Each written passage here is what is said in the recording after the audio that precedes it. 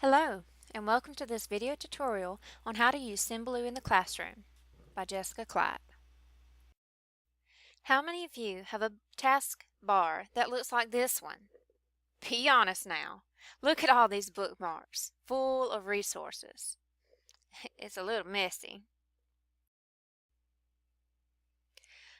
My page looked like this before I discovered this wonderful Web 2.0 tool called Symbaloo. I use this tool to organize and save all of my important educational resources. You can create a page for each class that you teach and include your sources, or you can compile all of it into one page. The possibilities are endless. Teachers can share web mixes with students so that they are able to access all information and sources that are used in class. Also, students can use Symbaloo to store and organize resources that are relevant to their projects. First, I'm going to go ahead and show you a Symbaloo that I've created. The Symbaloo that I'm going to show you next is a Symbaloo that I've created to help keep up with important resources used in my reading class. The tabs at the top are all different pages that represent my different classes or topics. As you can see, each one of these is organized into different categories within my Symbaloo page. So this is my reading resources page. For the first page, the tiles or squares that include sources are organized into reading resources. If you hover over it, it shows you the topic of this block, reading resources. This one is technology feeds, so technology feeds that are important to my reading class. Here it's Pinterest, Twitter, Facebook, so these are social media sources that are relevant to my reading class. And also other feeds that are relevant to my reading class. Alright, let's get you started. Go ahead and create your login username and password. Once you have successfully created your Symbaloo account, you can create your first page. To do so, you click on the plus sign at the top of the page in that tab. Then you may name your page. For this example, I would just call it Screencast Example. You may choose to select for RSS only web mix, but I like to keep it open, so you can choose that if you would like to, and if you don't want to, that's alright. For this example, I won't. Just click Add.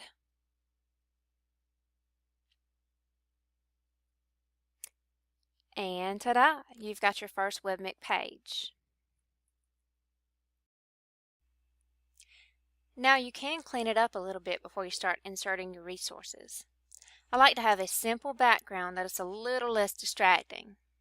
In Symbaloo, you can go to the Options button at the very top, and you have several different visual tools that you can use. If you want to, you can rename your web mix, so instead of having Screencast Example, I can type in something different and it'll save.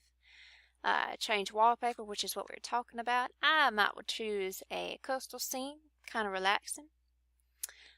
You can select a web mix icon, which just changes the image at the top of it. If you don't want one, just mash the X button, get rid of it.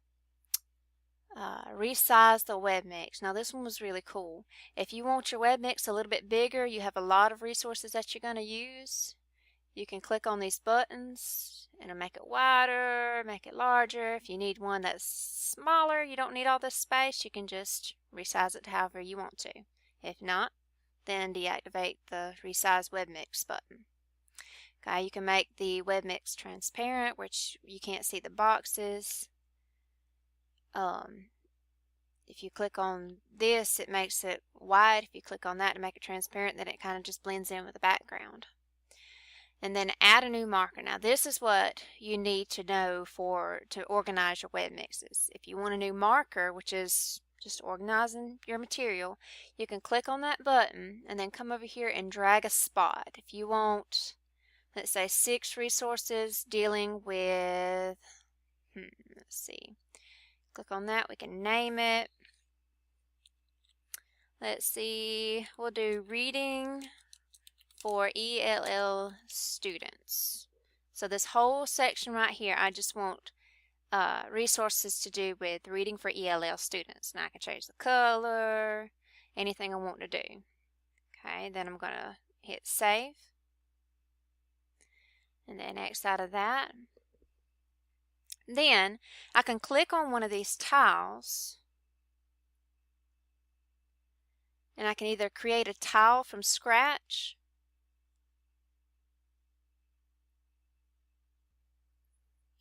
or you can create a tile or search for a tile. Now if you already have the web address for the site that you want to include in your web mix, then you want to create a tile. So for example, I already have a really good resource for teaching ELL students reading and assisting with that. So I'm just going to copy and paste that web link into that spot right here where it says website.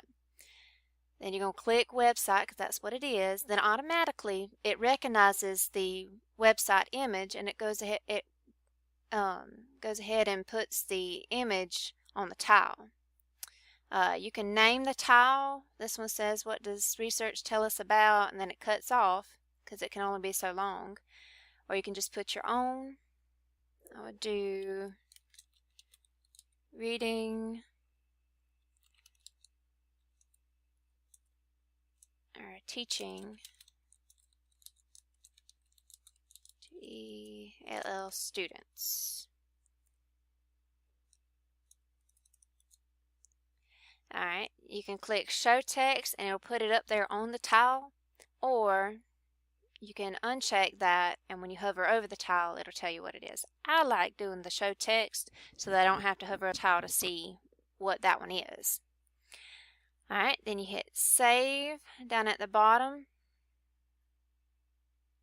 and there you go. When you click on it, automatically it takes you directly to that web link that you inserted in the source. Okay. Now you can continue to add on to tiles in this category, reading ELA for ELL students, or you can simply go back up to options and create a new marker, a different category.